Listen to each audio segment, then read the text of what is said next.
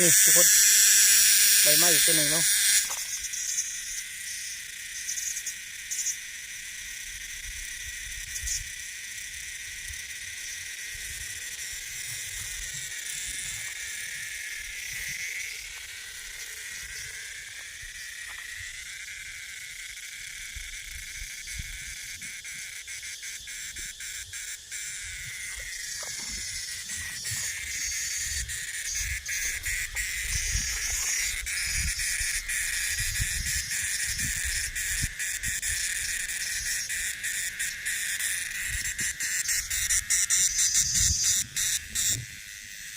เรียบร้อยทุกคน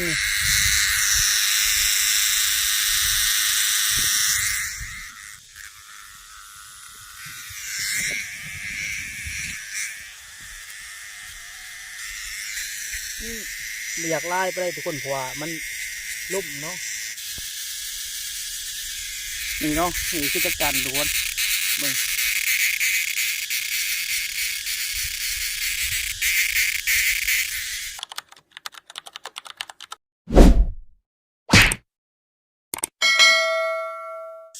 ครับสบายดีแล้วก็สวัสดีพ่อแม่พี่น้องทุกคนเนาะยินดีต้อนรับพ่อแม่พี่น้องเข้าสู่สองบ้านทุ่งนาค่ำทุกคนมื้อนี้บ่าวพรก็พาทุกคนมาปิดจักจันทุกคนนี่ก็คือตั้งที่เฮาอันนั้นไปบักมือนั่นเลยทุกคนนี่เนาะนี่คือสำเร็จเลยทุกคนเดี๋ยวเฮาไป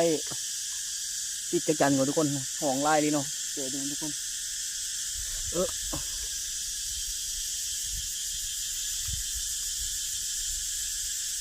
ได้ยินหมดทุกคนห้องโคตรไล่เนาะเดี๋ยวเฮาไปติดกันเลยทุกคนกับใหม่เนาะต้องมีใหม่ทุกคนบ่ได้เนาะไป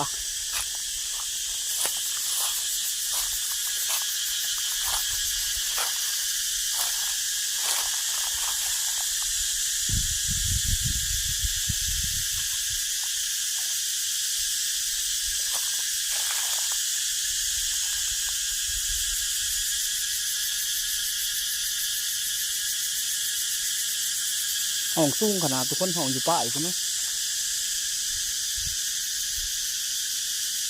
ไปเดี๋ยวติดเอาก่อนทุกคนเดี๋ยวเฮาถ่ายเบิ่งเนาะ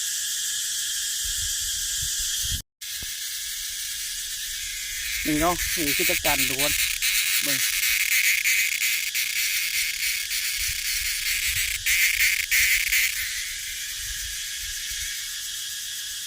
ห้องนี้ห้องไล่แต่มันสูงทุกคน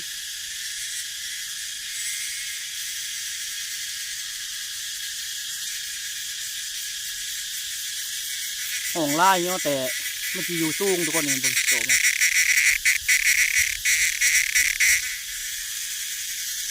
ไปเดี๋ยวมาต้มไปทำกันกับบ่อพรทุกคนว่าคือในไล่บ่อมือนี่เนาะนี่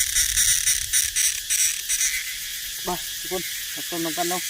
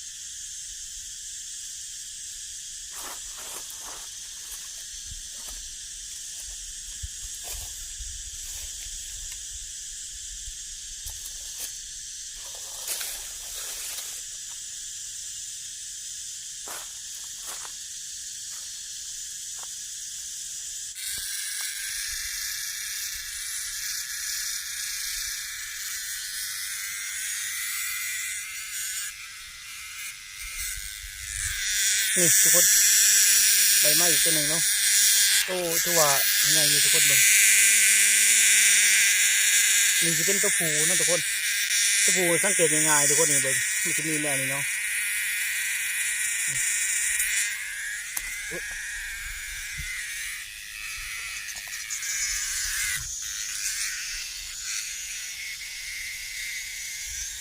เจออีกเลยเนาะเดี๋ยวเอาจะติดเอาก่อนทุกคนกกมันบ่สูงทุกคนเอาใหม่มากยาวเกินเนาะเดี๋ยวเอาจะติดทุกคนกกระตำเนาะบูจะได้หรือบ่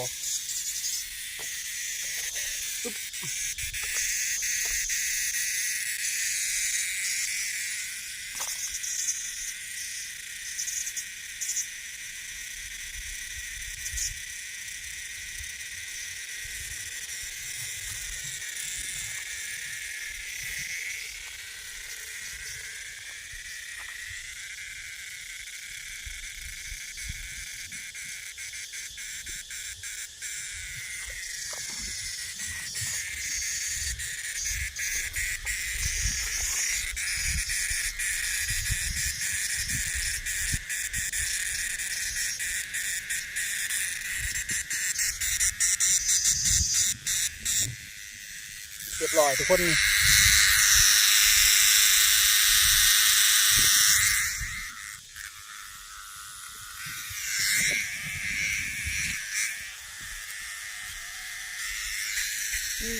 ไม่อยากไล่ไปเลยทุกคนเพราะว่ามันลุ่มเนาะอู้ทุกคนเจอเลยเนาะเรามาหับส่งน้ำกันกับบ่อปอนทุกคนฝากกดติดตามเลยเนาะ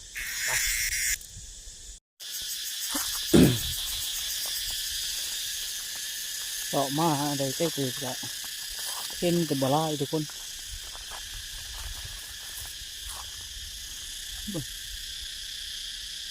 นี่ก็มีแต่อยู่สูงๆเนาะหมายบัเทิงทุกคนเจ๊เราเอาแถวต่ำเนาะดึงปลากับปลาไข่ไหมเนาะ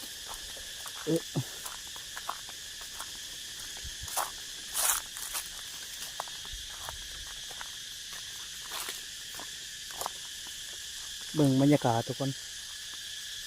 เดี๋ยวจะเลาะไปฟังนั่นเนาะเดี๋ยวฟังนั่นเพราะว่าฟังนั้นมันห้องไล่ทุกคน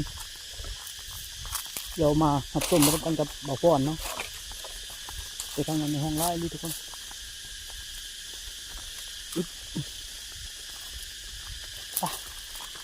เดี๋ยวเลาะไปก่อน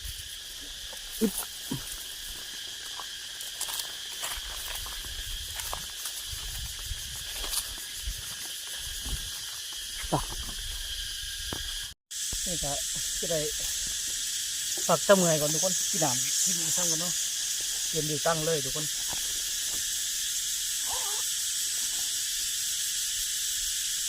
ห้องไล่นี่เนาะแต่สูงทุกคน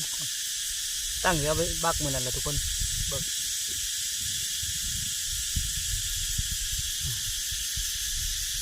เอาไว้ที่ตะจันเนาะเตรียมดิวก่อนทุกคนดูว่าดิวนี้มันหักไปเนาะ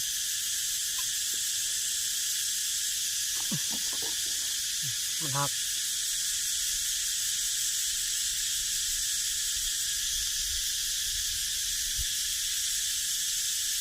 ห้องไกลๆเลยเนาะแต่พวกมันสูงทุกคนหักอีกเลย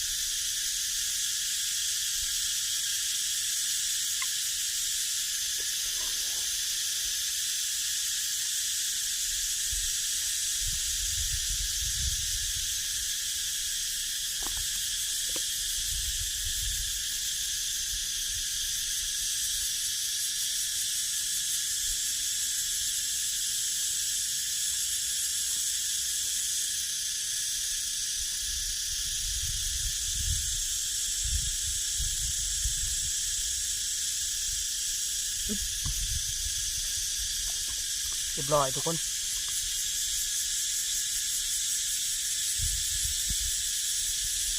ห้องไกลๆเลยเนาะ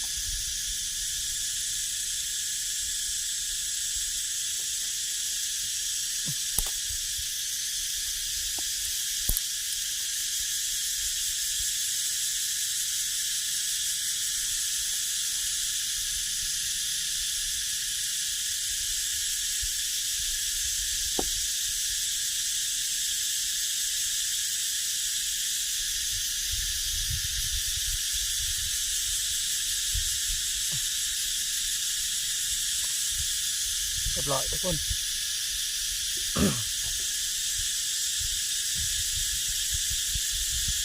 เดี๋ยวกินน้ำก่อนเนาะ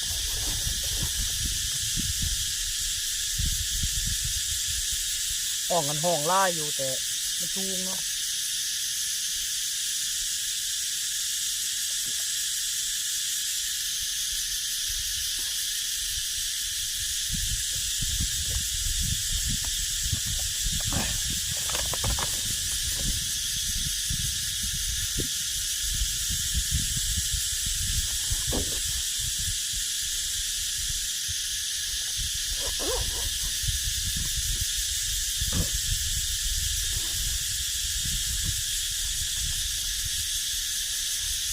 ไปทุกคนเอาเห็นเลยนะนี่เราตามเล่นตัวนี้ทุกคนเราจะได้อยู่เนาะไปไหนมาเลยทุกคน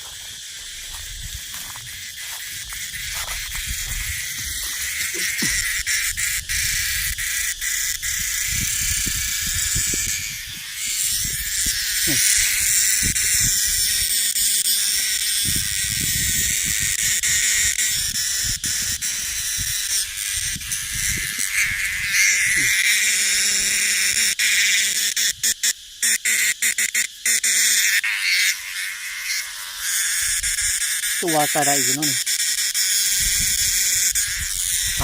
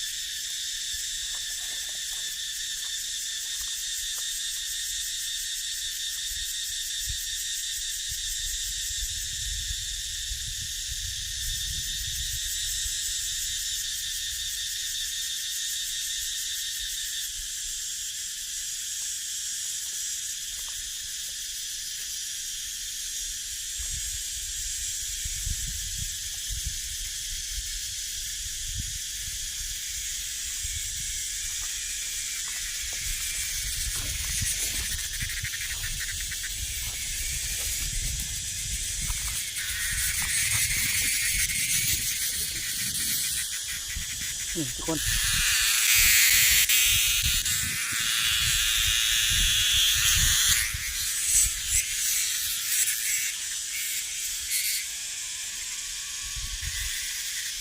มันอยากล่มแห้งทุกคนแต่ล่มบ่แห้งมันสิ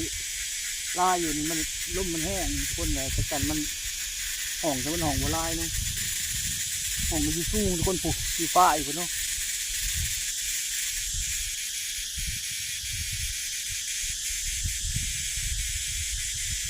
เดี๋ยวเส้นเลยทุกคนเดี๋ยวจะเราลงไปแคมเป้ทุกคนเราไปเบิ่งอะไรนะเราไปห้าเซนาเซต้าอยู่นำห้องน้ำให้ก่อนทุกคนในจังคือเราห้าเบิ่งอยู่เนาะไปนี่เนาะตอนนี้เขาก็ได้เดินทางมาหอดผมเลยทุกคนคือว่า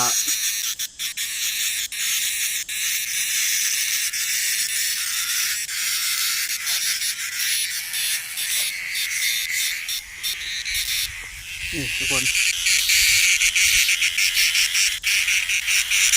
นี่คือจักจันเนาะครั้งแรกทุกคนครั้งแรกของปีเนาะครั้งแรกของปีทุกคน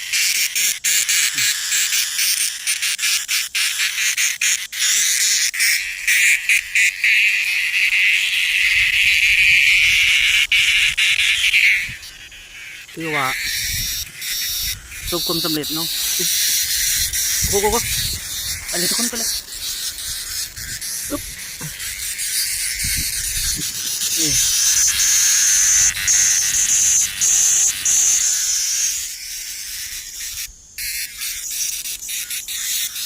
ถือว่าได้มาลองตั้งใหม่เนาะ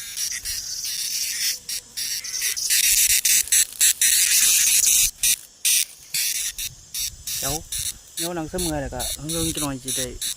รอติดเมื่อไรทุกคนเดี๋ยวมาหับส้มไปน้ำกันเนาะทุกคนฝากเป็นกำลังใจให้บ่าวพรเลยเนาะไป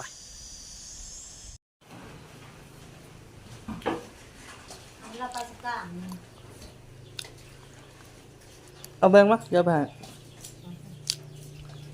กันแก้วเราก็เอาใส่ถุงใส่ถุง อันนี้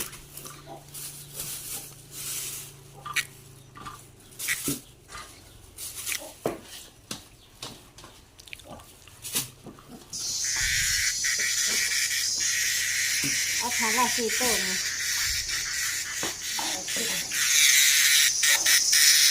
ไม่ได้เป็นลูก